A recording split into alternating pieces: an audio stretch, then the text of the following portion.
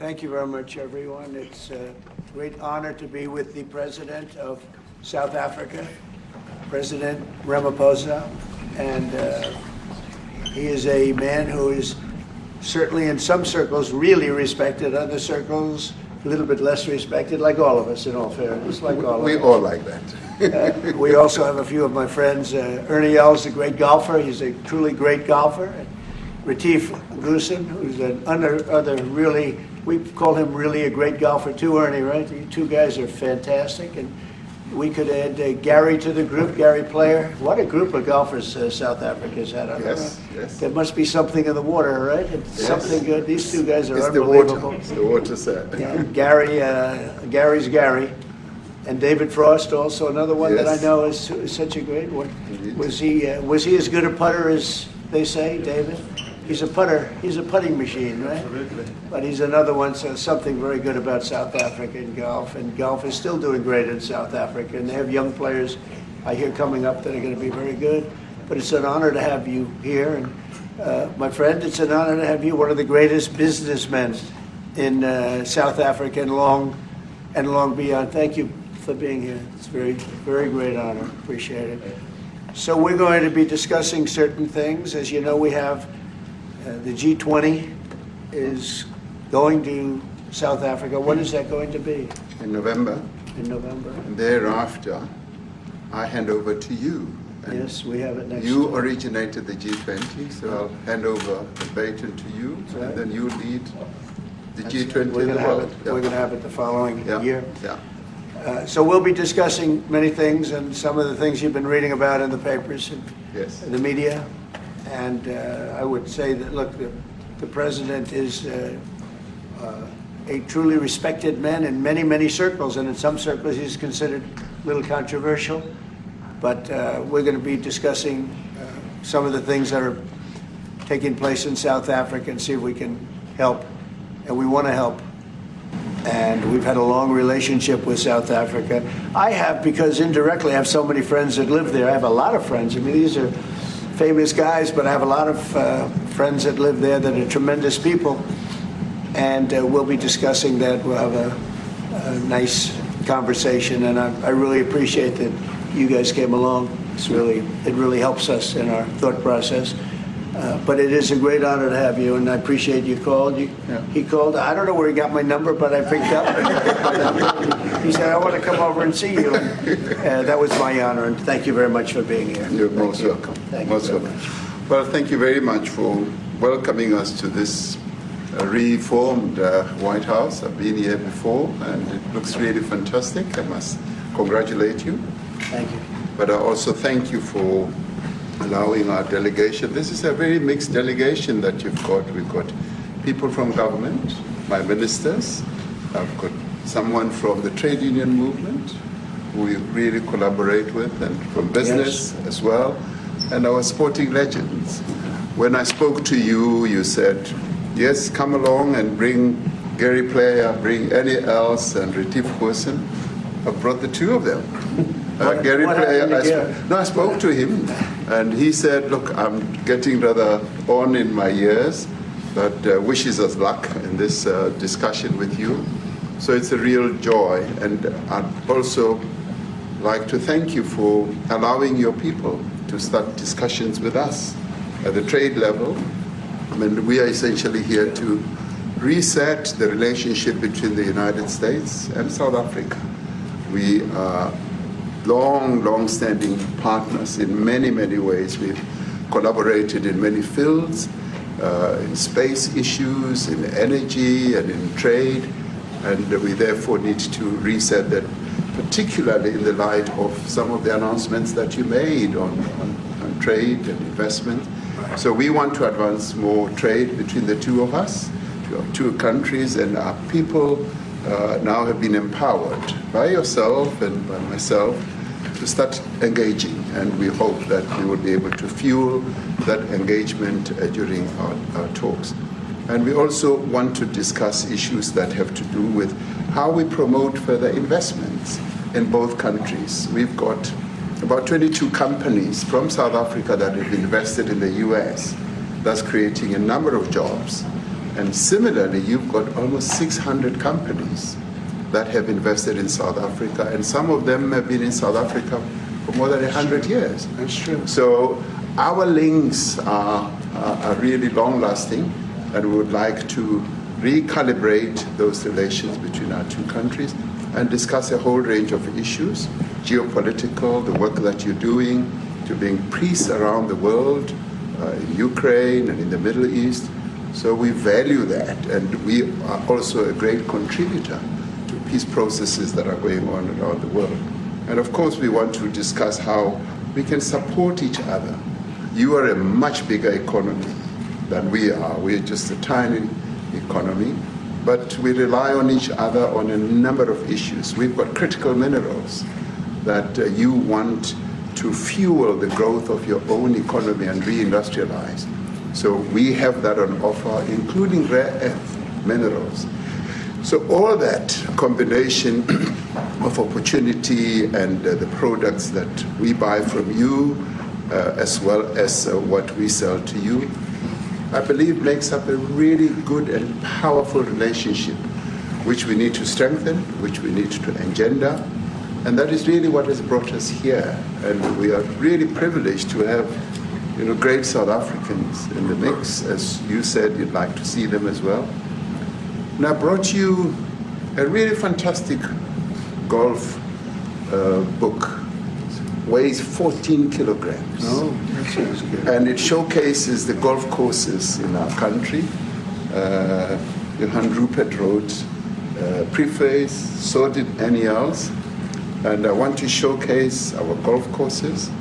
You might remember when I spoke to you and we spoke about golf, you said I should start practicing. And I've started practicing, President, so I'm ready. But let me end just the introductory remarks by thanking you. You may not recall that 5 years ago I spoke to you during the COVID period. Right. And it was at a time when the whole world was going through a really cathartic moment. Right. And we asked for assistance, and you were able to assist us with respirators,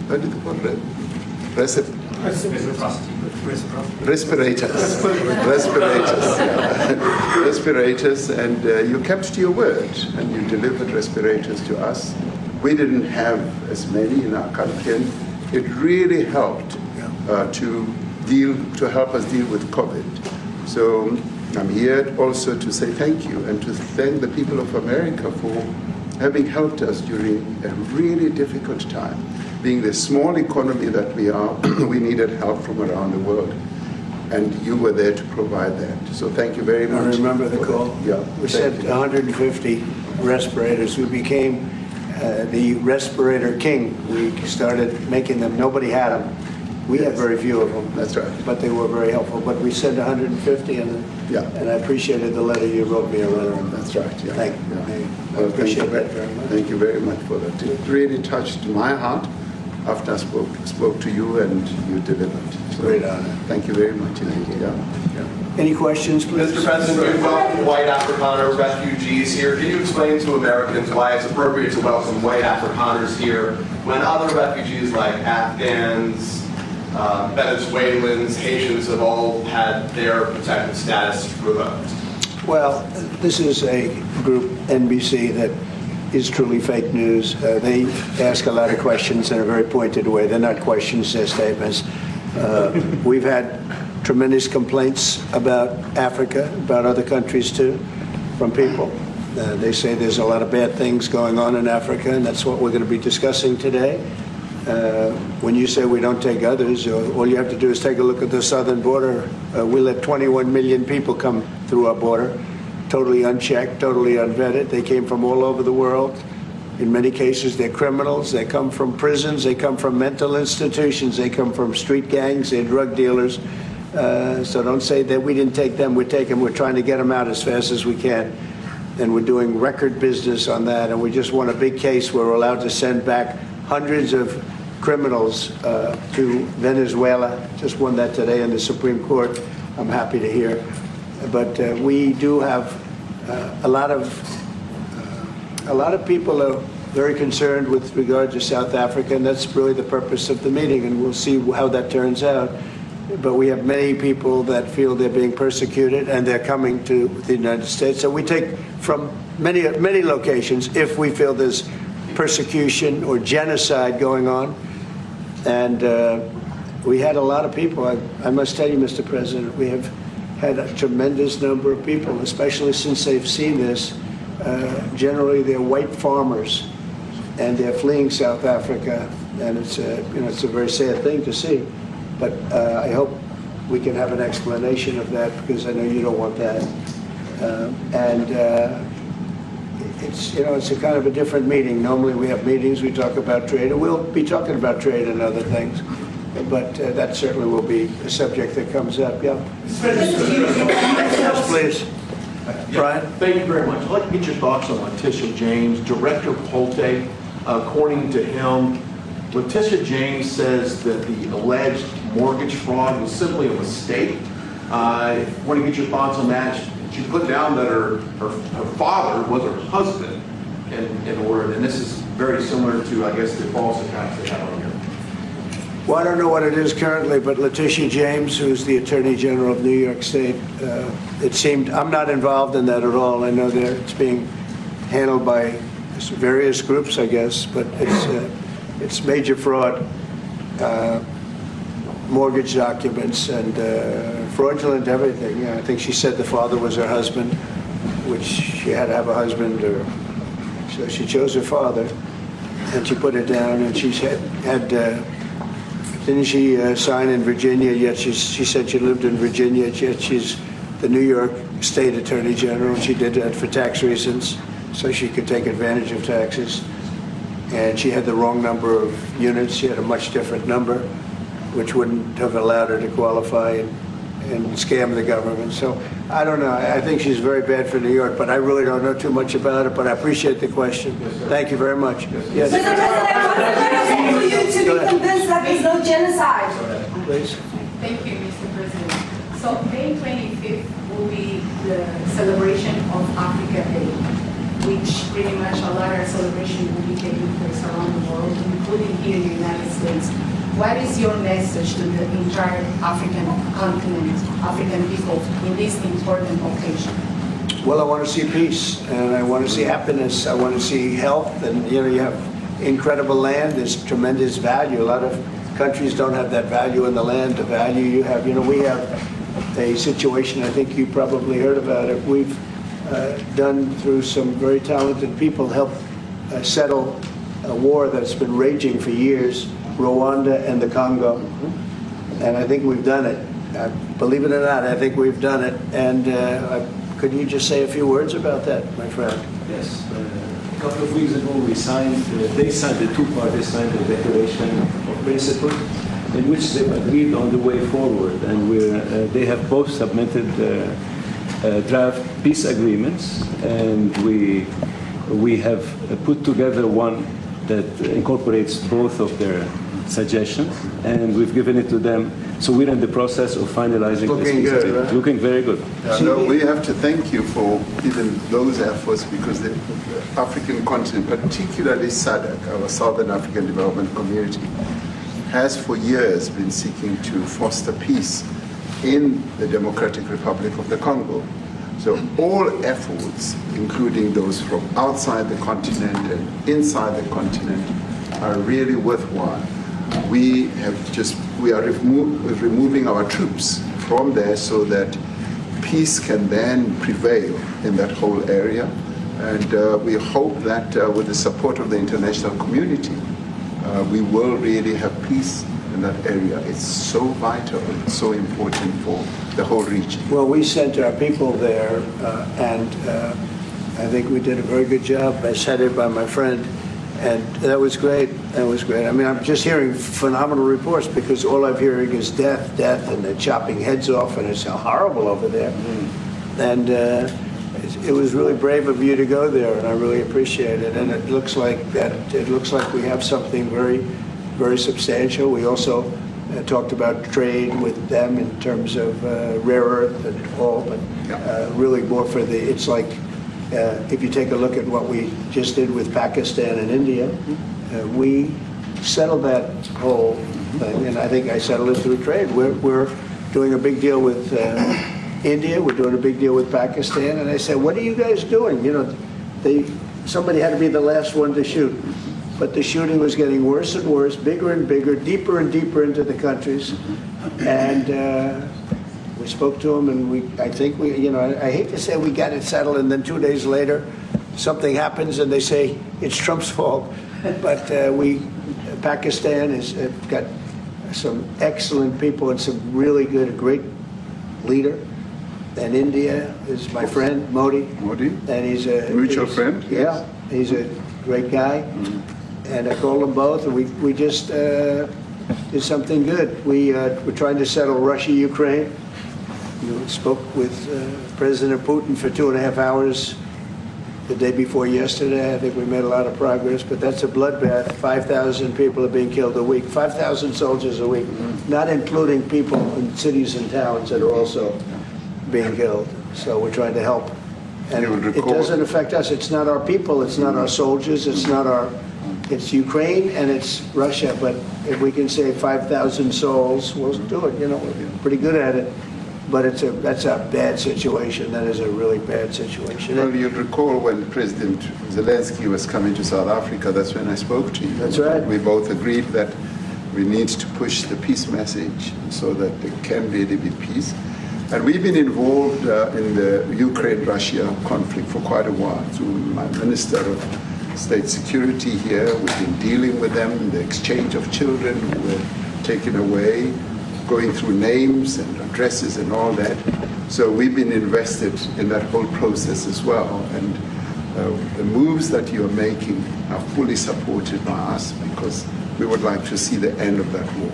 It's true. I called Zelensky, and they said, he's in South Africa. I said, what the hell is he doing in South Africa? He was talking to us. We got this thing. That's a strange one. I said, what are you doing in South Africa? Yes. That's a strange one. He's trying to make peace. But we're taking him. You know, we were lucky because we had the great Nelson Mandela, who taught us how to create peace, to make peace.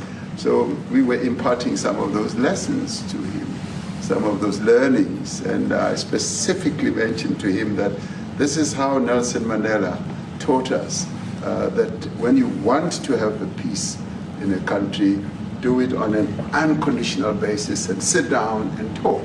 And that's precisely what I'm sure he's going to heed. Well, we're going to see what happens with that one. There's a lot of hatred. There's a lot of death. It's a bloodbath. It is. I get the unfortunately. I get the satellite pictures of that field, of that killing field. You never saw anything like it in your life. It's horrible. It's a horrible thing that goes on, but I think we've made big progress. Yeah, please, go ahead. Thank you, Mr. President. No, not you. Right here. He's from South Africa. Go ahead, please. What are you expecting on the ICJ case? Are you expecting South Africa to drop that? Is that what you're trying to do? On which case? The ICJ The International case is Criminal Justice. I don't expect anything, to be honest. I really don't. I don't know. It's they've got a case. There's a lot of anger there, tremendous anger. I don't expect anything. We'll see what happens. We'll have a ruling, and who knows what the ruling is going to mean. Yeah. On that subject of Gaza, Mr. President, are you going to be speaking to Prime Minister Netanyahu about Israel's renewed offensive there? There's been a lot of concern from European countries. The Pope has expressed concern. Are you going to be asking Prime Minister Netanyahu to tone down the offensive in Gaza to let more aid in? Was that a question or a statement? It's a question. This guy's, you never change. Mr. President, this Go time, ahead. what will Please. it take for you to be convinced that there's no white genocide in South Africa? Well, I can answer that for President. It's for him. No, seriously. I'd rather have him answer. Yeah, I'd rather answer that. It will be. Our president will respond to you. Yeah, let me- Thank you, Mr. President. It will take President Trump listening to the voices of South Africans, some of whom are his good friends, like those who are here. When we have talks between us on the quiet table, It will take President Trump to listen to them. I'm not going to be repeating what I've been saying. I would say if there was Afrikaner farmer genocide, I can bet you these three gentlemen would not be here, including my Minister of Agriculture. He would not be with me. So it'll take him, President Trump, listening to their stories, to their perspective. That is the answer to your question. But, Mr. President, I must say President that Trump. we have, wait. We have thousands of stories talking about it. Sure. And we have documentaries, we have news stories, and that. Is Natalie here, somebody here to turn that? I could show you a couple of things, and it has to be responded to. Yeah, sure.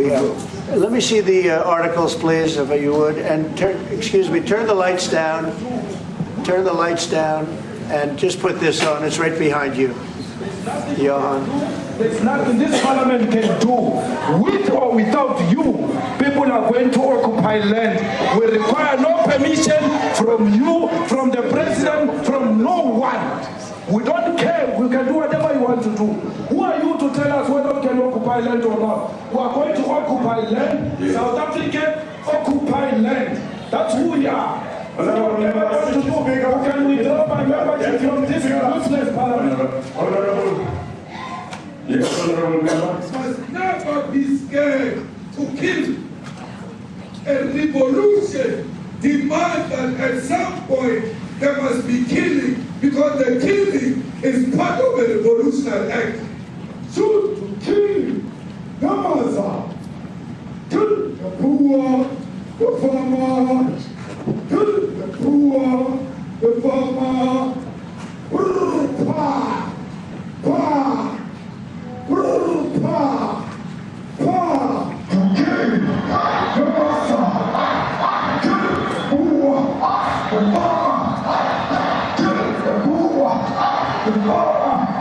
The mayor of DA in PE is a white man.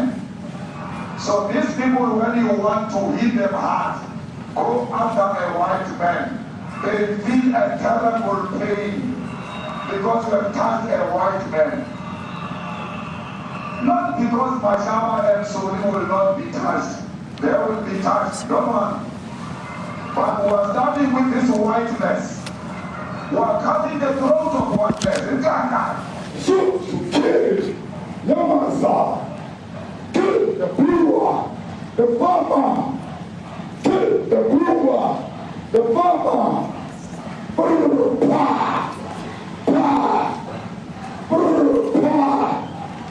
Shoot to kill Yamasa. Kill the brewer, the farmer. Kill the brewer, the farmer.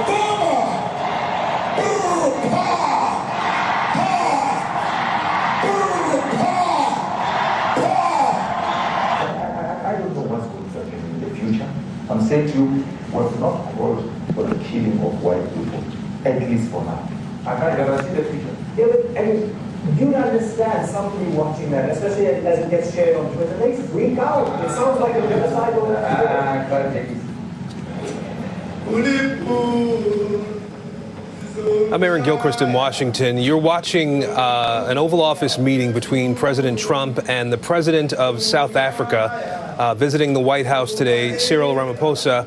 And what we're seeing at this moment, it appears, is a video presentation that has been prepared by the White House seemingly for this moment. Not typical that we would see a monitor pulled into the Oval Office in this way, and what appears to be an edited video that is a part of the conversation that had been happening around white South Africans and the accusations made by the president and others that there was a genocide happening in South Africa as it relates to the white minority in that country. And this video seeming to offer some proof of that accusation. Let's listen to the president. These are burial sites right here.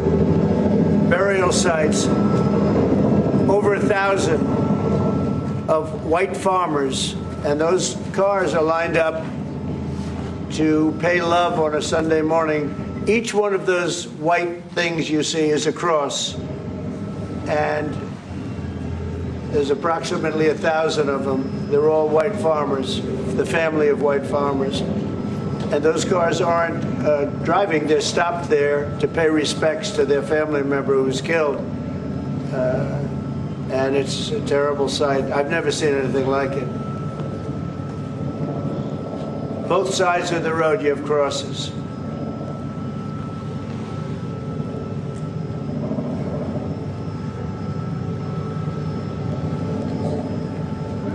Those people were all killed.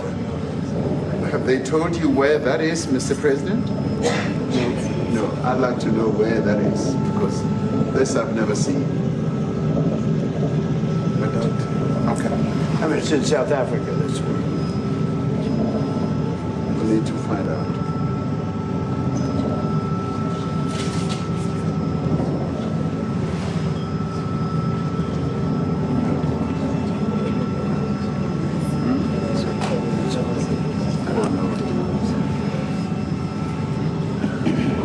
Those people.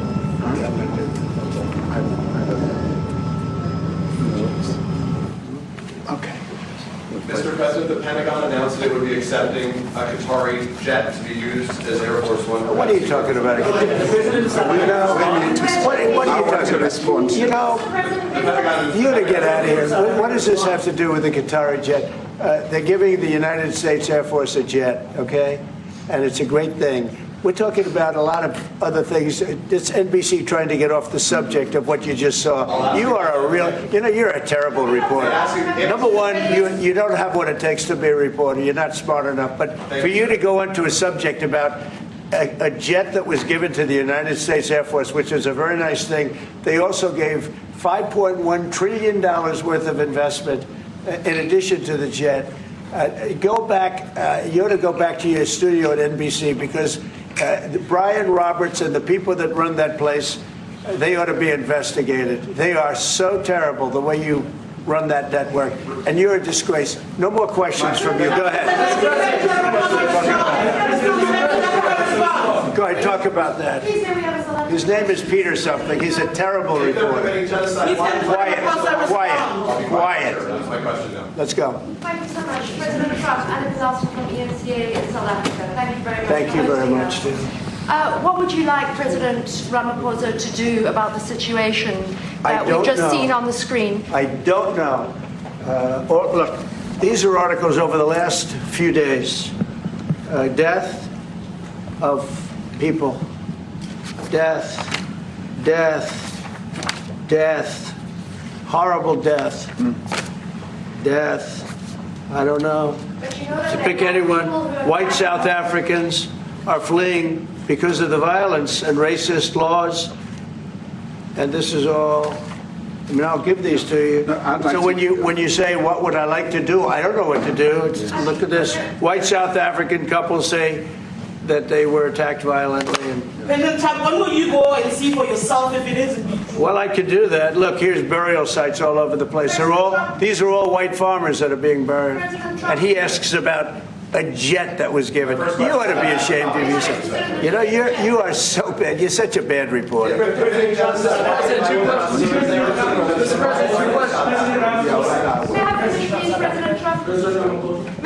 This is one after another. This family was wiped out. I'm just looking. Can we get a report from President Ramaphosa? Your reaction to those videos, Mr. President? Yes, I want reaction. Well, I think the videos are so. No. When you look at the videos, I mean, how does it get worse? And these are people that are officials, and they're saying that kill the white farmer and take their land.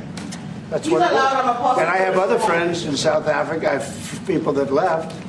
One in particular that says you can't go there. He said they want to take your land. They take your land and they kill you. It's okay, and they say it's okay to do. Now we're going to talk about it. But this is a tremendous look. This is a story recent.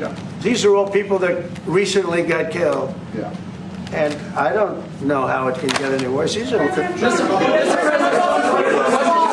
And you know, the men that you saw, the people that you saw in that movie, those are officials. Those are people that were in office. They had one march, they had a dance in your parliament, whatever you may call it, legislature. Well, let and me it was clarify terrible. that. Yeah, Let me please. clarify that, because what you saw, the speeches that were being made, one, that is not government policy. We have a multi-party democracy in South Africa that allows people to express themselves, political parties to adhere to various policies, and in many cases, or in some cases, those policies do not go along with government policy. Our government policy is completely against what he was saying, even in the parliament. And they're a small minority party, which is allowed to exist in terms of our constitution. But you do allow them to take land. No. You do allow them to take land. Nobody can and then take when land. they take the land, they kill the white farmer. And when they kill the white farmer, nothing happens to them. No, there is Nothing happens to them. There is criminality in our country. People who do get killed, unfortunately, through criminal activity, are not only white people. Majority of them are black people.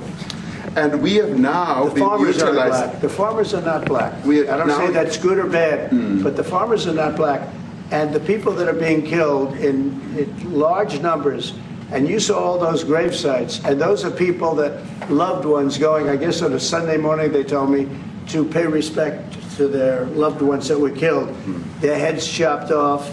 They died violently. And, you know, I mean, we're here to talk about it, and I didn't know we'd get involved here. But I will say this, that if the news wasn't fake, like NBC, which is fake news, totally, one of the worst, ABC, NBC, CBS, horrible. But if they weren't fake news like this jerk that we have here, if we had real reporters, they'd be covering it. But the fake news in this country doesn't talk about that. They don't want to talk about it, but now they have to talk about it. But they won't. This won't even be a subject. They'll have him talking about why did a country give a free, think of this, why did a country give an airplane to the United States Air Force? Okay? The United States, not to me, to the United States Air Force, so they could help us out, because we need an Air Force One until that's Air Force One, it's being built. 2 of them being built. But Boeing's a little bit late, unfortunately. So why did they give us a plane to the United States Air Force? That's what that idiot talks about after viewing a thing where thousands of people are dead. I'm sorry, I don't have a plane to give you. I wish you did. I take it. I would take it. If your country offered the United States Air Force a plane, I would take it. Okay. But coming back to this issue, which I really would like us to talk about, and talk about it very calmly. We were taught by Nelson Mandela that whenever there are problems, people need to sit down around a table and talk about them. Well, there are problems. And this is precisely what we would also like to talk about, including, of course, trade matters, investment matters. So the issues that concern you as the United States. Those are all recent. Those are all deaths. Yeah, in many ways, I mean, one should say you are a partner of South Africa, and you are raising concerns, and these are concerns that we are willing to talk to you about. Let me just add quickly, you know, the criminality that we are experiencing in our country needs quite a lot of technological capability. And in one of our areas in South Africa, we're using US technology, which is able to, in many ways, identify where shootings are happening and all that. And I'd like to talk about that, because there is support that we can get from you as the United States to help us deal with all these acts of criminality. And that is what I believe partnership is all about. And we are here as a partner so that we can help each other whenever there are challenges. So I'd like us to discuss it, and of course outside of the media, so that we sit down and have a really good discussion that will lead to good outcomes. Are there any other further punitive measures that could be in place should you not be satisfied that South Africa is fixing some of the very bad things, in inverted commas, that you tweeted are happening? Well, there are a lot of bad things happening in many countries, but this in particular has been very, very bad, very bad. And because of we're going to have the whole world watching in another short period of time because you have the G20, and that's a big deal. And it seems like, I want you to look good. I don't want you to look bad. Very good. But we have hundreds of people, thousands of people trying to come into our country because they feel they're going to be killed and their land is going to be confiscated. And you do have laws that were passed that gives you the right to confiscate land for no payment. You can take away land for no payment. I want to clarify that because we have a constitution. Our constitution guarantees and protects the sanctity of tenure of land ownership. And that constitution protects all South Africans with regard to land ownership. However, we do say, because we've got to deal with the past, the government, and as your government also has the right to expropriate land for public use. And you're doing that. And we've never really gotten underway with that. And we are going to be doing so. You're taking people's land away we have not. from them. We have, and those people, in many cases, are being executed. They're being executed. And they happen to be white, and most of them happen to be farmers. Mm-hmm. And that's a tough situation. I don't know how you explain that. How do you explain that? They're taking people's land away, and in many cases, those people are being executed. And in many cases, it's not the government that's doing it. It's people that kill them and then take their land, and nothing happens to them. But we have thousands of people that want to come into our country. They're also going to Australia in a smaller number. But we have thousands of people that want to come into our country, and they're white farmers, and they feel that they're going to die in South Africa. And it's a bad thing. Yeah, please. What can South Africa do? What concessions would you like to see them make to improve relations with the United States? Then I have one more for President Ramaphosa afterwards. Well, we just spoke about it. I got them a very, very complex machine, 150 of them. I was asked by the president if it could help, and I did that. And, I have great feeling for all countries. I deal with all countries, but I have a great feeling for South Africa because I have friends. I have a couple of friends, a few friends here today. I have many friends from South Africa, but many of those friends are not, they can't go back. I have Elon is from South Africa. I don't want to get Elon involved. That's all I have to do, get him into another thing. But Elon happens to be from South Africa. This is what Elon wanted. He actually came here on a different subject, sending rockets to Mars, okay? Yes. He likes that better. He likes that subject better. That's right. But Elon is from South Africa, and I don't want to talk to him about that. I don't think it's fair to him. That's right. But I will say that people are fleeing South Africa for their own safety. Their land is being confiscated, and in many cases they're being killed. And that scene of, you see how many crosses they have. Those crosses, that's a dead person in every one of them. And those trucks or cars are paying their respects to all of those dead people on a Sunday morning. That's a rough thing to explain away.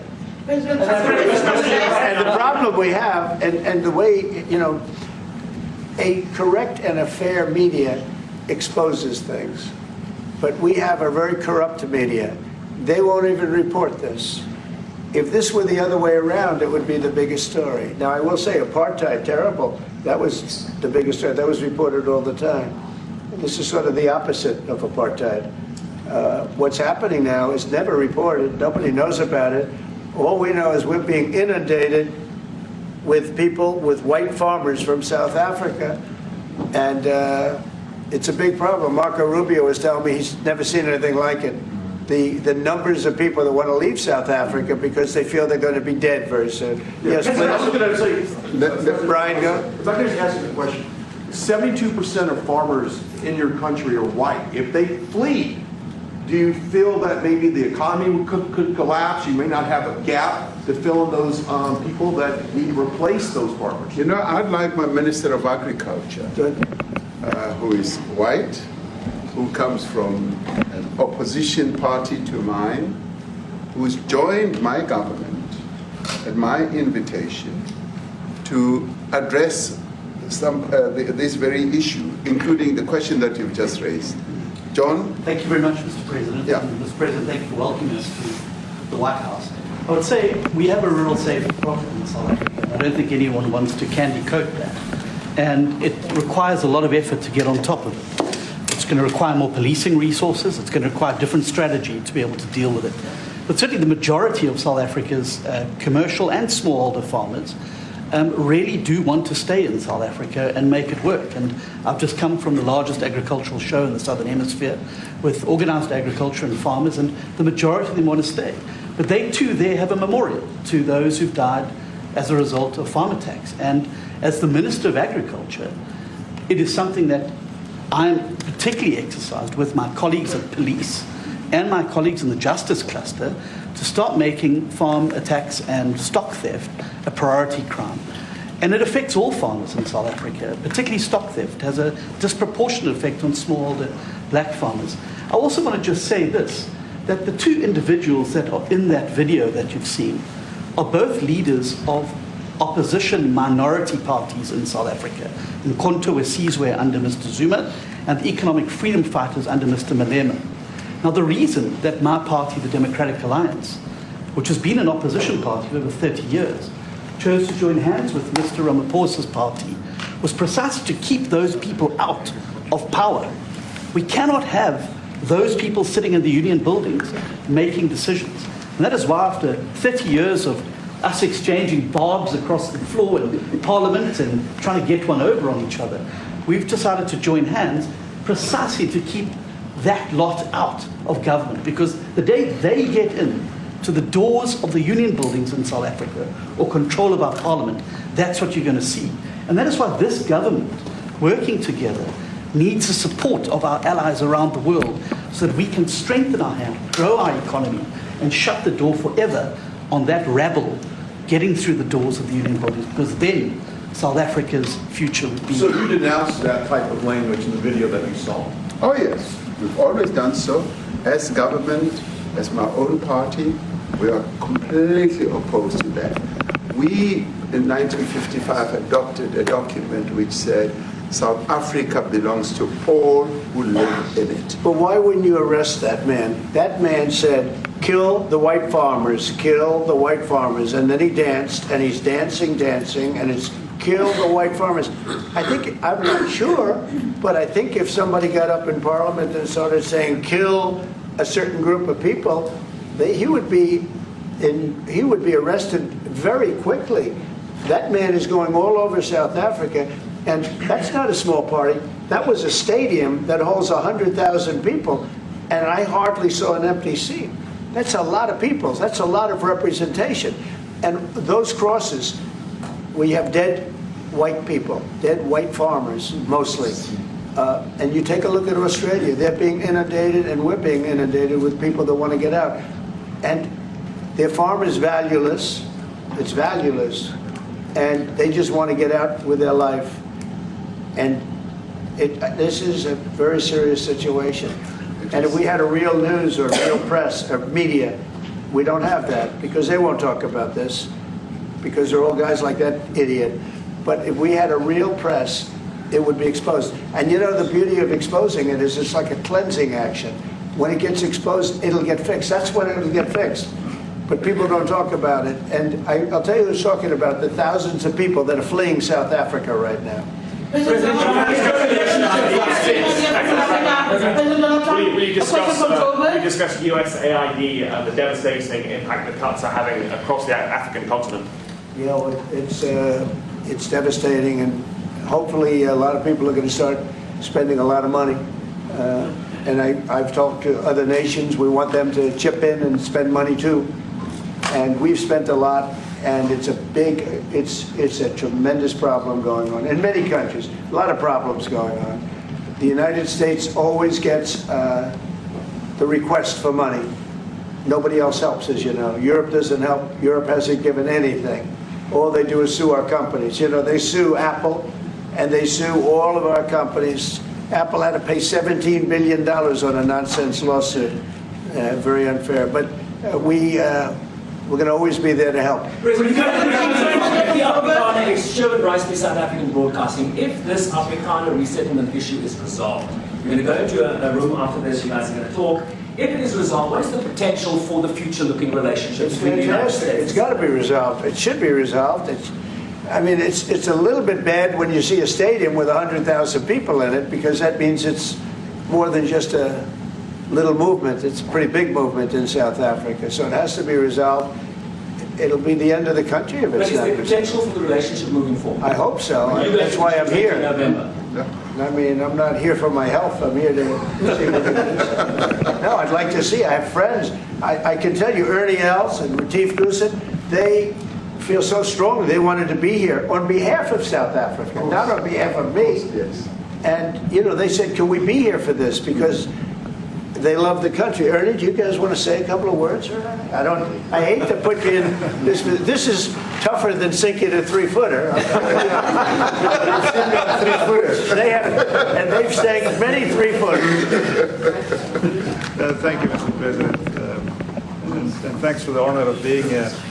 We've known each other a long time. We have spoken. You know, we're proud South Africans. I still have my South African passport. You know, we travel with this passport, you know, and I got my visa here. So, you know, but we want to see things get better in our home country. That's the bottom line. It's been 35 years since the transition.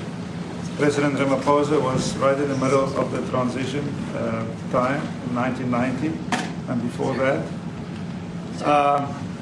So it's been 35 years of ANC government, and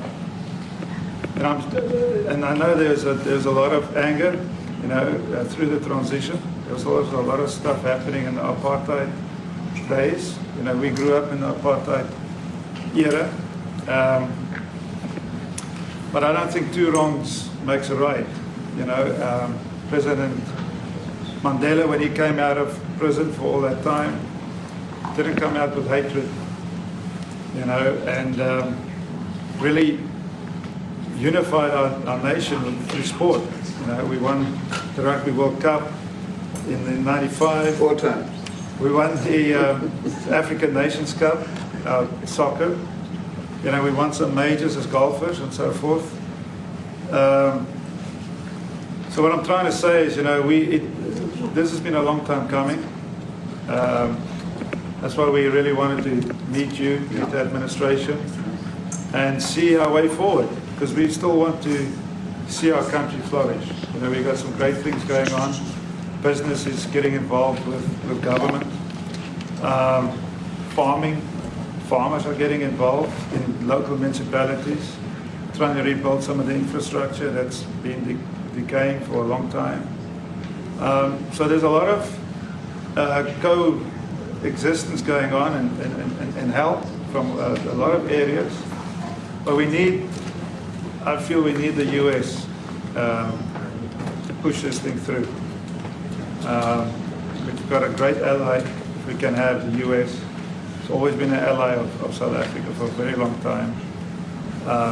Even in the days of the war, you know, up in Angola, you know, you guys helped us. So very important for us to have your support and you know, get the change we need.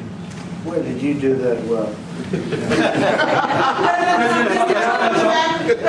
He might have done that even better than he plays golf, which is almost impossible.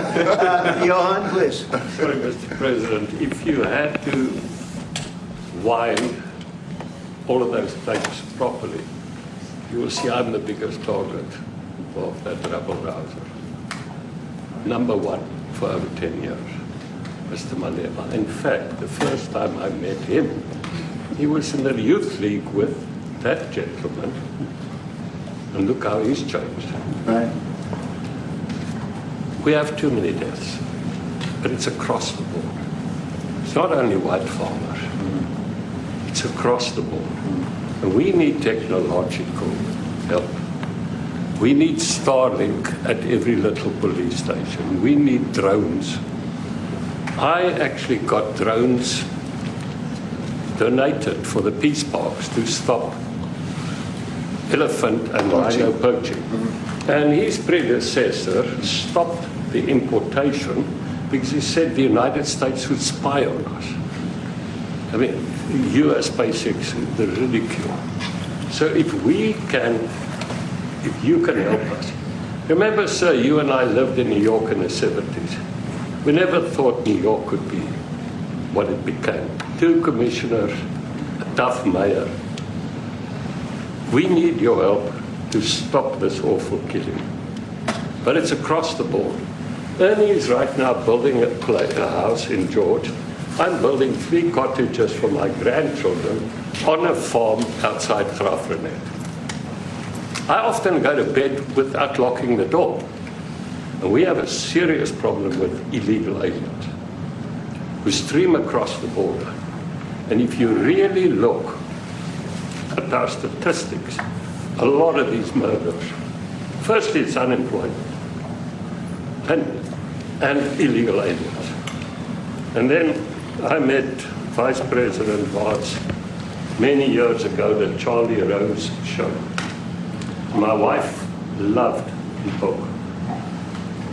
And she reminded me this morning that you emphasized the devastation that occurs when big companies leave towns and cities, and there's a culture of dependency that develops.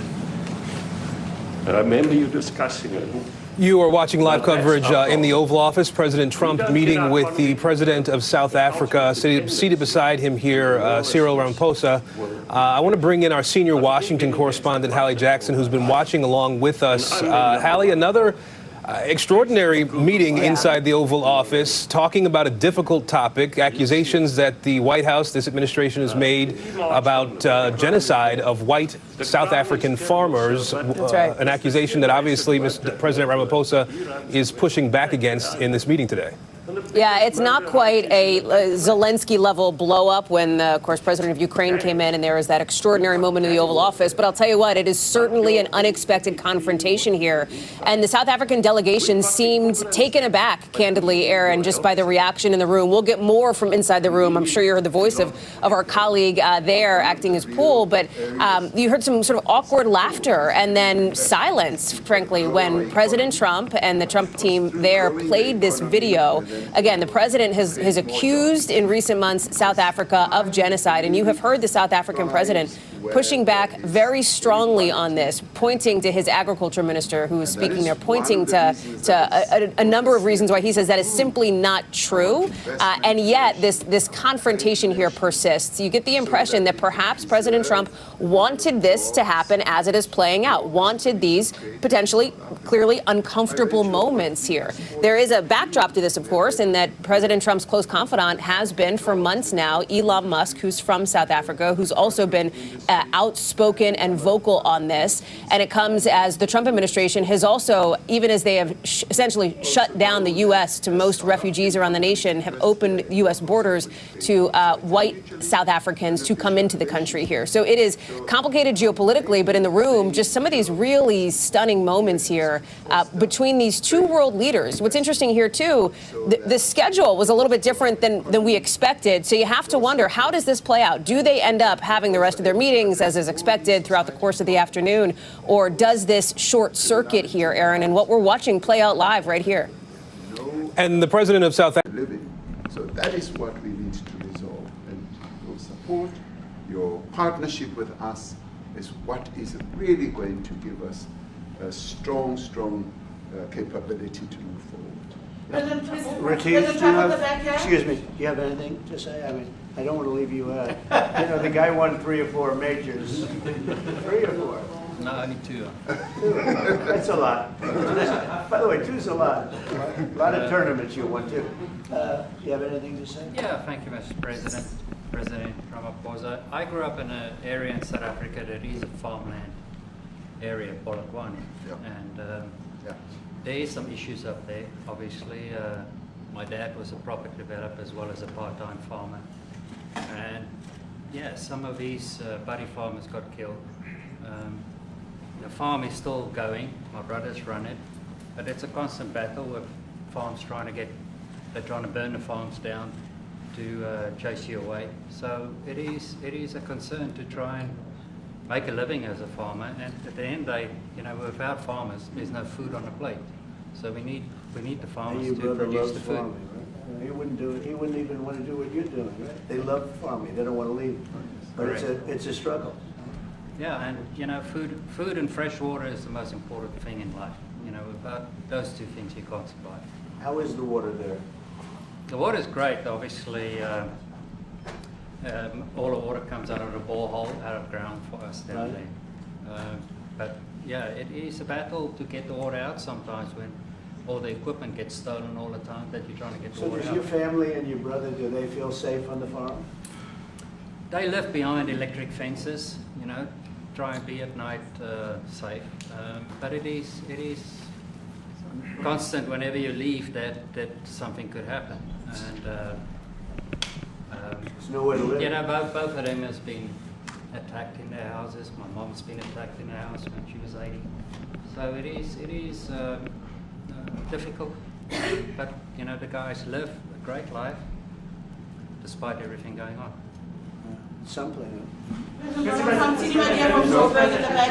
Trump, I've brought along the president of the largest trade union in our country, Ziggy Solosi, because she leads many, many workers, more than 1 million, 2 million workers. And maybe we should give her a chance to say something because she's come all the way to join us. Thank you very much, Mr. President Trump, Thank you. for having us, and President for extending the invitation to us as organized labor. And I must say that we are here to support the initiative that has been made by our government with business, of course, as organized labor. We've been coming to Washington on the AGOA trade relations in the previous regime. And I think at the center of it all, for me, it is exactly what Mr. Rupert has said, the importance of us growing the economy. We have always emphasized when we were here and kept on coming and negotiating on AGOA that the 600 US companies that are based in South Africa, as you said, President Ramaphosa, 500,000 jobs will be wiped out. We need more foreign direct investment in our country. We are not just talking about those that will lose employment, but we are talking about over 40% of people that are unemployed, that have no hope of ever finding a job. And we think that, correctly, as they have said, that we need to deal with the issue of porous borders in our country, so that everyone that comes in is documented. We also need to, and I would have thought that the minister would address the issue of land expropriation and how the policy works in South Africa. Recently, President, as you were preparing to come here on the news, in, I think it was in Natal, there was a handover of farms. And white farmers were saying, we are donating the land, but also there's a willing buyer, willing seller in South Africa. So there is no expropriation without compensation. But it is a willing buyer, willing seller. And that white farmer was even saying, President, that the government is even paying more in buying the land than what the land is worth of. And I think those are the realities, President, that we must say that we need to address, of course, but also the importance of agriculture linked to AGOA. People rely on it, and I think, as Retief have said, for survival and living. But lastly, for me, President, is also the issue of the crime statistics. There is no doubt about it that we are a violent nation, for a number of reasons, and we're not condoning anything. But also, if you go into the rural areas where black majority are, you would see women, elderly, being raped, being killed, being murdered. And these are black elderly women that would be found throat slits, raped multiple times, and all of that. And the problem in South Africa, it is not necessarily about race, but it is about crime. And we think that we are here to say, how do we, both nations, work together to reset, to really talk about investment, but also help us in how we can have the technology and everything that is needed, President, to really address the levels of crime that we have in our country. Thank you very much. Thank you very much. President Trump, Genocide is a very strong word. I'm wondering if you can make up your mind as to whether you believe genocide is occurring in South Africa, or you still have doubts, and if you have made up your mind, why invite President Ramaphosa here today? Well, I haven't made up my mind. I hate to see it from the standpoint of South Africa, but also, I'm trying to save lives. I'm working with Russia and Ukraine. I don't have to do that. It's not our war. It was started by other people. It was helped along by our past administration. It would have never happened if I were president, but I'm trying to save lives, and no matter where. Rwanda, I have nothing to do with Rwanda and the Congo, but I felt I had a very talented person in this administration, and I sent him there, and he did an unbelievable job, I think. I mean, we're going to find out, but he's done the hardest part of the job. It should happen. If I can save lives, I want to save the lives. If it's in Africa, that's great. If it's in Europe, if it's wherever it may be. And it's a very small investment to do, believe me, compared to what the consequences are. So I hope we can do something. Look, I have so many friends. These two men, I have great admiration for them because I know what they do for a living. Yeah. And that's a very hard living. Going from city to city, from country to country, and hitting a ball 350 yards like they do, and better than you and I. Getting the ball in the hole. It's a very tough, with lots of people watching, right? Yes, That's a very tough living. They're champions. I respect champions, and I respect very much. And I think the country is very lucky. They really wanted to be here. That's true. They could be elsewhere. They could be on a beautiful fairway someplace, and they wanted to be here. I'm glad you brought So. it. My name is Yanda Ngobo from Newsroom Africa in South Africa. Good. How important is it for the United States to be at our G20 summit in November, given the relationship between our two countries? You've just heard what has been said to you just now. Are you coming, and are you preparing to come? So without the United States, the G20, just like the G7, used to be the G8, but brilliantly they threw Russia out. Would have been a lot better if Russia was in. A lot of people would say, oh, that's not it. Because if Russia was in, you probably wouldn't have this war. And if you had a different president, you wouldn't have the war either. But we have a G7. It's important that the United States is at both of them. I think without the United States, I really believe it's not very important. It's not the same meaning. As I said to President Trump, the U.S. really originated the G20. And it's important that the United States continues to play a key role in the G20. And we are privileged to be the president of the G20, but we are even overjoyed that we are going to hand over to the United States, who are the originators. And for that reason, I expect the United States to continue playing the leadership role in the G20 together with other countries.